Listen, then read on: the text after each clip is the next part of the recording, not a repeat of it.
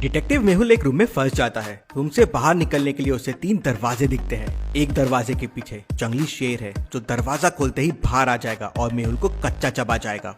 एक दरवाजे के पीछे जंगली भेड़िया है, वो भी दरवाजा खोलते से बाहर आ जाएगा और मेहुल को खा जाएगा। अब एक डोर के पीछे आइस का बड़ा क्यूब रखा हुआ है जिसने डोर को ब्लॉक करके रखा है। अब समस्या ये है कि हमें ये नहीं पता कौन से दरवाजे के पीछे क्या है। अब क्या करेगा मेहुल, कैसे बाहर आएगा मेहुल, कौन सा दरवाजा चुनेगा मेहुल।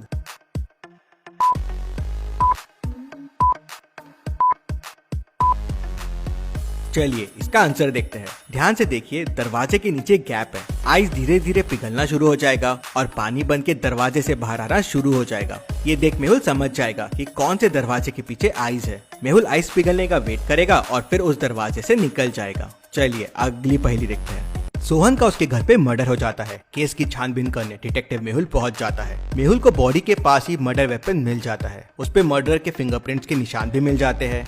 मेहुल सोहन का वॉलेट देखता है तो उस पे सोहन ने मर्डरर को सर्कल भी करके रखा हुआ था। अरे ये तो बड़ा आसान केस था, मर्डरर बड़ी आसानी से मिल गया। मेहुल मर्डरर के घर पहुंच जाता है लेकिन वहां जाके कंफ्यूज हो जाता है। एक जैसे दिखने वाले 3 भाई है। अब तीनों में से एक मर्डरर है। तीनों कहते हैं हमने मर्डर नहीं किया है। अब कैसे पता करेगा मेहुल तीनों में मर्डरर कौन है।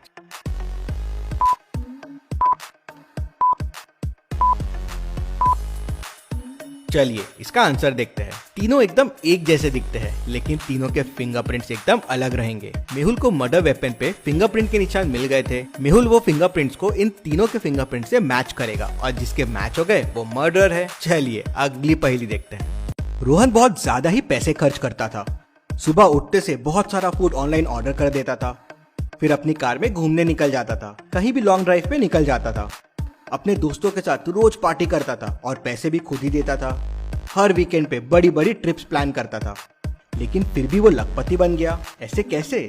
सोचो सोचो लॉजिकल आर्मी।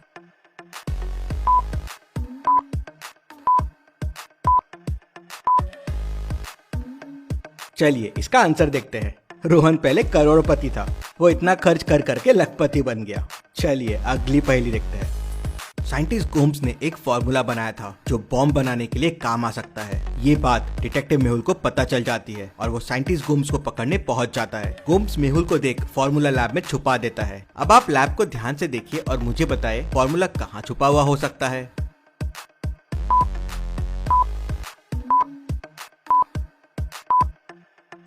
चलिए इसका आंसर देखते हैं। ये बॉटल्स को ध्यान से देखिए। ये सारे बॉटल्स एक साथ रखे हुए हैं लेकिन ये बॉटल कुछ और ही ब्रांड का है, मतलब ये बॉटल अलग से रखा गया है। इसी में वो फॉर्मूला होगा। मेहुल ये समझ जाता है और फॉर्मूले को नष्ट कर देता है। चलिए अगली पहेली देखते हैं। इस तांत्रिक ने अपने जादू से 3 औरतों को बंदी बना लिया है।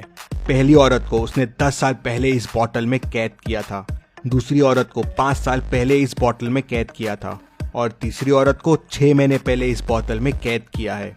अब इन तीनों औरत में से एक औरत का ये बच्चा है। क्या आप बता सकते हैं ये किसका बच्चा है, ए, बी या सी?